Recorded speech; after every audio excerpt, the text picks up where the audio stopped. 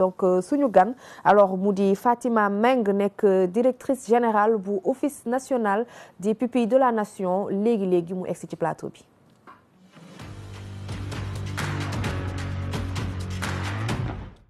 Baye Assane suñu gan gi dañ koy faral di wax ne mooy Mère Teresa ndax mbaaxam.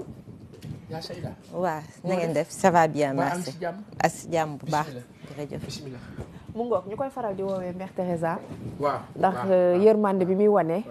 ak ni muy taxawoo ndaw yi. ñu am mbégte dalal la Fatima. mbégte bi tamit fii la ëppee. en tout cas merci beaucoup ci dalal bi ñuy suivre tamit émission bi avec beaucoup d'intérêt di nuyu aussi seen téléspectateurs yi. merci dalal jàmm sa kër. jërëjëf Ba Assane suñu gan yegg si. maman Mbeng la sant. bismillah nuyu nañ la bu baax. jërëjëf dalal nañ la. jërëjëf on vous suivait de loin. léegi yaa ngi sunu kanam. ma bàyyi la ak maam Khoudia ngeen waxtaan man dama assisté. damay kontaan suñu dalalee jigéen ci plateau bi. waaw il le faut souvent il le faut même plus. mu ngoog et puis parce que jigéen ñi dañoo entrepreneur. ouais et c'est inspirant aussi pour ñeneen ñi ñuy seetaan. c'est important alors ñu gis ne yaay jiite donc office national des pupilles de la nation. mu nekk lu am solo loo xamante ne bokk na ci liy doxal réew mi. alors ñun nag dañ doon faral di jàpp ne rek ni pupille de la nation mooy ñu loru ci bateau le Joola bi njaboot gi ñu fi dese bëggoon naa rek balaa ñuy xuus ci waxtaan wi ñu leeral pupille de la nation kan ak kan la concerné ñan ñoo éligible pour bokk ci. merci ci question bi. dëgg la pupille de la nation dañoo yàgg jàpp ne bateau le Joola moo tax mu am waaye nag dëgg la dafa bateau le Joola dafa am ci la état du Sénégal ci président de la République Ablaye Wade mu nekkoon tontom par rapport ak naufrage tragique boobu bi fa amoon bi mu ko tegee gaa nag ci biir décret bi nag ñaari catégorie dañ ci nekk première catégorie bi mooy képp kuy fonctionnaire de l'état du Sénégal ak paramilitaire yi bi ñu ne waxee paramilitaire mooy gendarme yi policiers yi ak mooy ñi sol tenue deuxième catégorie bi mooy képp koo xam ne kii tey jii say waajur dañoo ñàkk seen bakkan ci benn tragédie naturelle mooy comme li xewoon rek ci Bétén ci mooy jigéen ñi xam ne dañ demoon uti ay tuuf ak yooyu gaal gi këpp ñaari catégorie yooyu nag boo ci bokkee rek tu deviens pupille de la nation ça veut dire de 0 à 18 ans ci tranche d'âge boobu na ñuy jël nit ñi. alors mu ngoog donc leeral yi am na solo Ba Assane nga jël service yàggul noonu mën nañ xam ban gestion nga fa fekkoon avant ngay ñëw. waa bi ma jëlee service ak léegi c'est vrai que c'est à partir du 3 juin mais defe naa ne ñëpp xamoon nañ ne office amu woon visibilité ci wàllu communication. mu nekkoon structure boo xam ne comme vous l'avez dit tout à l'heure ñu bëri dañ ko cantonné woon rek ci mbirum le bateau le Joola benn loolu laa fa fekk un déficit de communication un manque de partenaires y en avait pas sax am woon partenaire tamit personnel ba fa nekk doyul parce que mais loolu nag ku nekk booy ñëw nag objectif yi ngay am ak ambition yi ngay am boo koy indi ci ngay doog a xool noo bëgg a doxalee kër gi la dénk. c'est important alors gis nañ également que ne pupille de la nation ñenn ñi nga xamante ne bokkoon nañ ci bateau le Joola daanaka ñëpp léegi egg nañ ci majorité à peu près léegi ñaata ndaw la concerné. léegi nous avons à peu près 1072 pupilles sur tout le territoire national. waaye ñi ci gën a bëri mooy ñi xam ne doomu borom tenue yi la. mooy policiers yi gendarme yi yeeg ñoom ne lim bi ñoom noo ci soldats yi. waaw ñoom noo ciy ëpp nag. macha allah alors dañuy faral di wax ne que ne pupille de la nation yooyu seen taxaw bi nga xamante ne moom la office bi di def dafa yam képp ci li nga xamante ne moo di koppar yi ñu leen di jox ndax foofu la yam wala am na beneen gunge boo xamante ne ñu ngi koy def ak ñoom. non yamul rek ci koppar. may fàttali ni bi ñuy teg structure bi ak ren am na 18 ans chaque mois bu njëkk ba 20 000 francs nañ doon jox xale yi. ñuy jamono di dox ñu yokk. 20 000 francs par mois il y a 18 ans. mais depuis 2008 ci la allocation bi yokk mu nekk à 50 000 francs CFA ñu am bébé tamit ñu nit yokk ko ndax inflation yeeg yooyu waaye nag yemuñu rek ci aspect pécuniaire bi y a aussi le suivi au niveau de leurs études seen wér-gu-yaram mais yemuñu rek ci loolu aussi y a l'aspect aussi psychologique que boo ñàkkee kenn ci sa waajur wala nga ñàkk ñaar yëpp surtout nga nekkoon xale boo xam ne da nga tàmmoon di gis sa papa wala sa yaay ñu nekk say repères c'est pas facile parfois da ngay gis xale yoo xam ne ils sont renfermés du ñu wax ak ñoom aspect psychologique bi dafa am solo waaye surtout nag pour yaay yi xam ne dañu xëy rek ñu woo leen téléphone ñu ne seen borom kër génn na àdduna Darfour ak yooyu vous pouvez comprendre chagrin boobu ñuy dundaale te boo bëggee xale bi tamit màgg ci benn espace boo xam ne bu épanoui il est normal que yaay ji ko yor mu am un esprit tranquille mais aussi nous déplaçons nous allons vers leur domicile dañuy def des visites à domicile nous allons vers les écoles et c'est ce qui nous permet de savoir si l'enfant excelle dans les études s'il a envie de faire autre chose en tout cas c'est un suivi très proche que nous faisons nous sommes en contact régulier avec les familles ak xale yi ñoo xam ne souvent dañuy ñëw tamit au niveau de l'Office national des pupilles de la nation qui est une structure pour bu ñu jaaxle ci ñun la ñuy ñëw. macha allah Baye Assane mu nekk structure bu am solo lool alors gis naa leen tamit ngeen def collaboration ak 3FPT mën nga ñëwaat tuuti rek ak ñun ci boobu lëkkaloo. waaw boobu lëkkaloo nag fii laa ko fekk mais xëy na lëkkaloo boo xam ne kenn def ko woon ci ab. këyit lëkkaloo boo xam ne c'était juste verbal et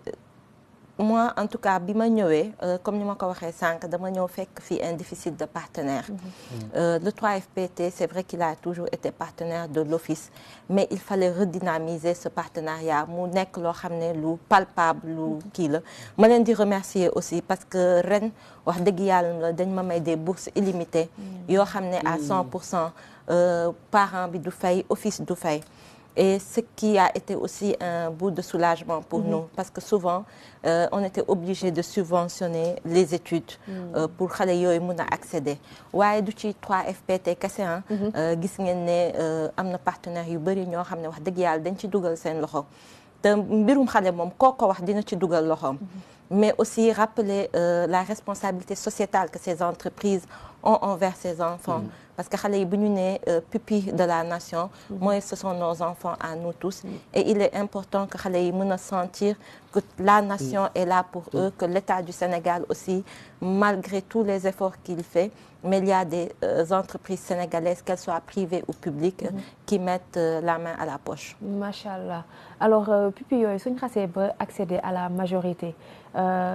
office bi dafay continuer di leen teg gët wala comme que léegi màgg nañ mën nañ demal seen bopp. waaw office nag day continuer di leen teg gët comme ni nga ko waxee malgré que décret bi daf ñu wax ne à 18 ans allocation yi day arrêté waaye vous savez quand vous avez des enfants ñoo xam ne vous avez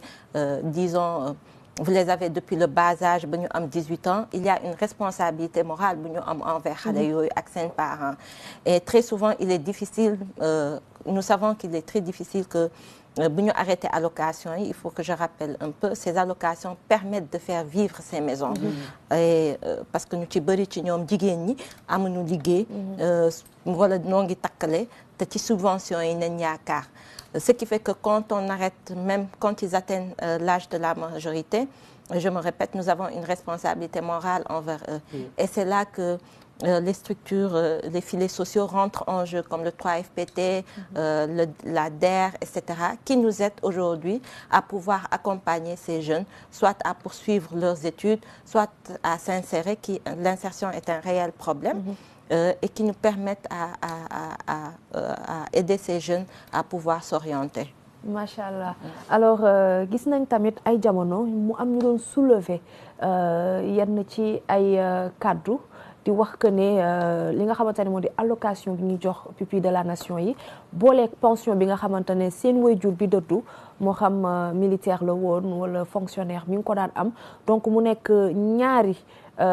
dépenses yoo xamante ne day jóge ci gafaga gi di dem ci ndaw yooyu alors est-ce que yéen a ngi jëlaat ba tey en considération yooyee kàddu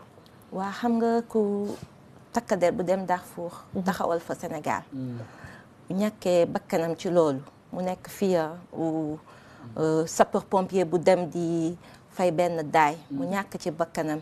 est-ce que l'aspect pécuniaire rentre en jeu je pense que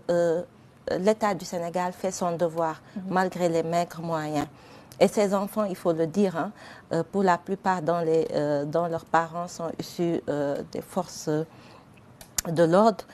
quand ils perdent la vie, xooluñu ndax lii am na wala lale am moo tax man débat boobu bëgguma ci dugg trop. Je sais que l'État prend sa responsabilité envers ses enfants.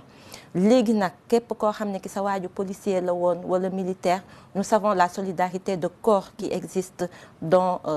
les forces de l'ordre. Et je pense qu'eux aussi, ils ont une responsabilité morale et un devoir envers ces enfants. En tout cas, nous, ce qui nous concerne est que l'État nous a confié des pupilles de la nation dont nous avons l'obligation de les prendre en charge. C'est important et c'est vraiment un devoir noble boo xamante ne gis nañu taxawaay bi nga xamante ne yéen a ngi ko ci am. Gis nañ itam taxawaay bi ci gouvernement am mu nekk doomu ñëpp donc loxo ñëpp war ci rek mën a fekkante. bu ko defee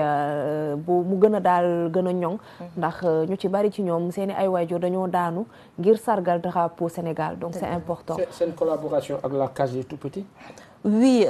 notre collaboration avec la Case des Tout-Petits, elle est tout à fait normale parce que ñoom tamit dañoo yor ay ndaw. Case des Tout-Petits, le ministère de l'Éducation. Nous sommes sous la tutelle du ministère de la Famille et de Solidarité. Okay. Mais dans notre décret, nous avons un décret transversal. Nous travaillons avec tout le monde. Ouais. Il y a des enseignants qui, en allant corriger le bac ou le BFM, nous avons accident, ils perdent la vie. C'est dans les missions de l'État. Mais en tout cas, nous envisageons dans l'année 2025 d'avoir un partenariat avec la Case des Tout-Petits parce que le plus important, c'est l'éducation et la protection de l'enfance. Et bu ñu boolee suñuy doole ci le résultat yi ñuy bëgg ci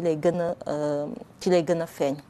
C'est important alors bëggoon naa tuuti nga ñëwaat ak ñun ci jafe-jafe yi nga xamante ne moom la office bi di jànkonteel ndax yaa ngi koy wax am ngeen déficit personnel budget bi tamit fan la toll. waaw budget bi nag budget boo xam ne bu néew la parce que budget bi du bouger waaye décret yi moom day wàcc. mais loolu defe naa ne suñu ministre de tutelle dégg na suñu plaidoyer muy suñu ambassadrice aussi ndax souvent dama ko koy wax yow yaa ñu fay toogal kon pour mu mun a wax situation yi ñuy dund waaye déficit budget boobu moo tax ma gën a dem ci partenaires yi pour sensibiliser leen pour ñu mun cee dugal seen loxo pour ñu mun ñoo jàppale ba xale yi mën a màgg ci conditions yu favorable ñu bañ a ñee seen benn moroom dëgg la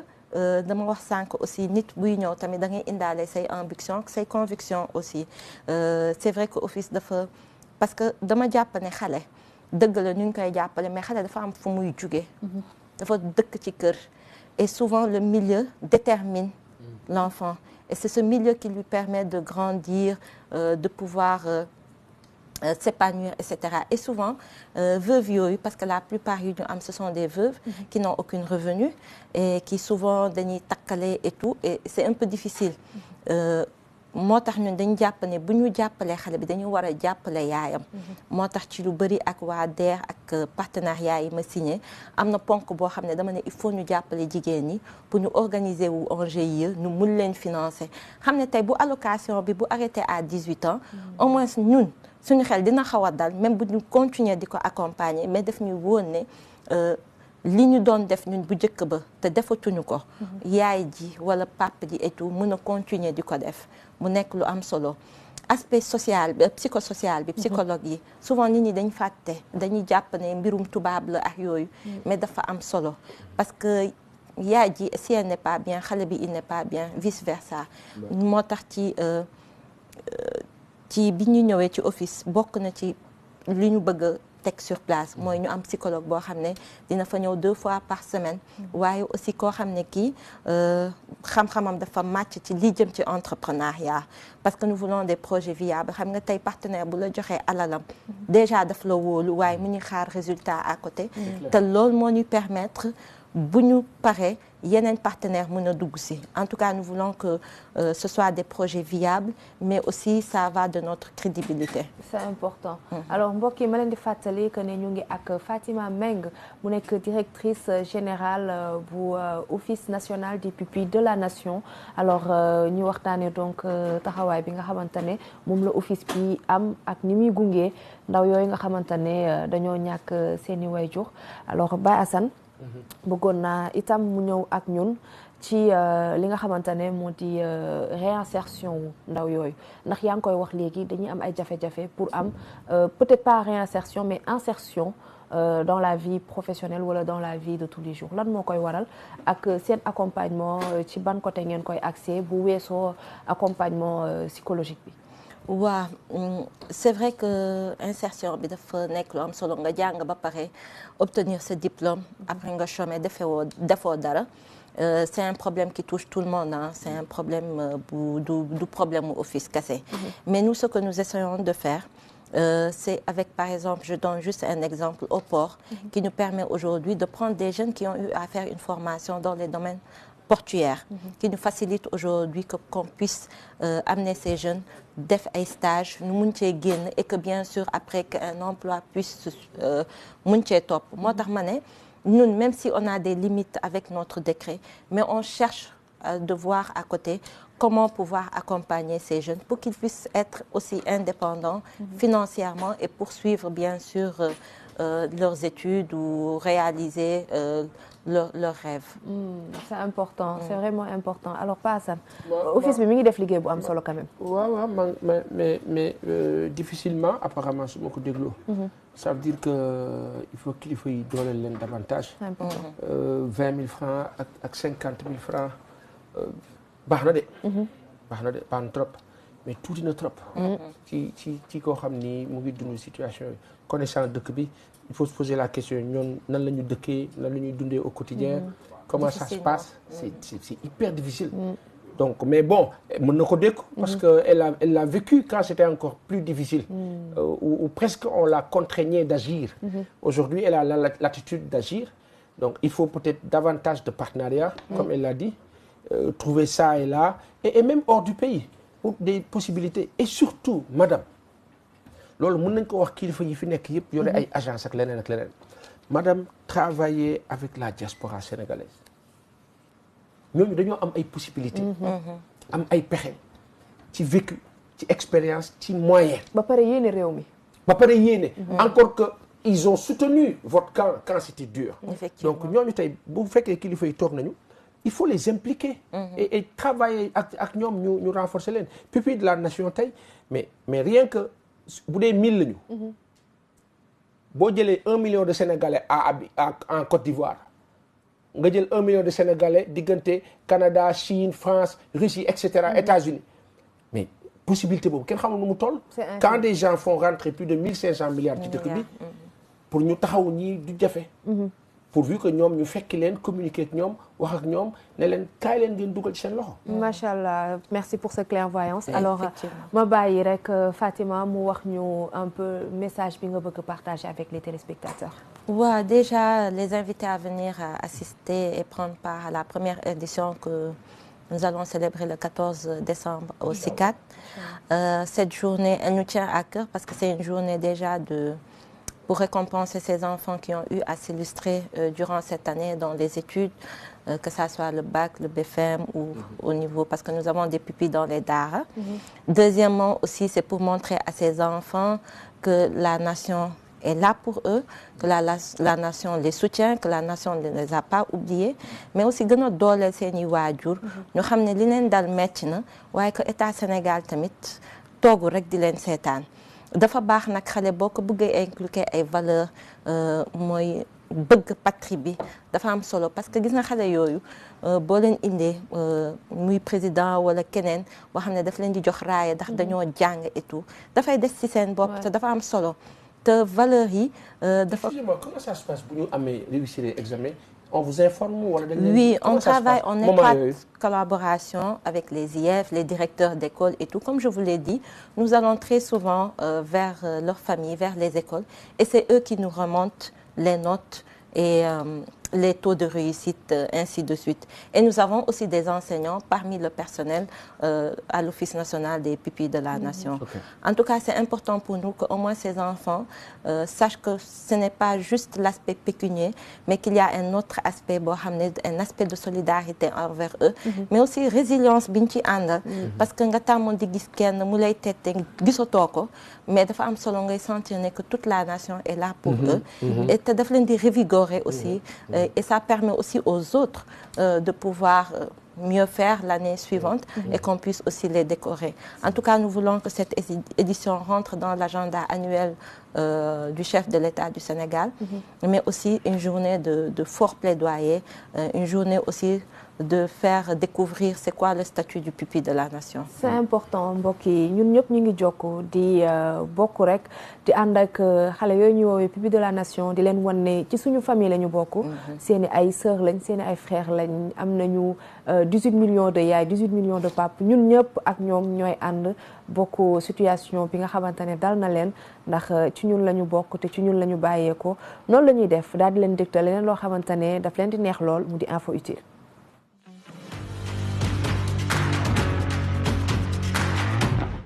alors tey nag mbokk yi ci info utile dañuy waxtaanee li nga xamante ne moo di pupille de la nation donc nag numéro bi nga xamante ne moom ngeen leen di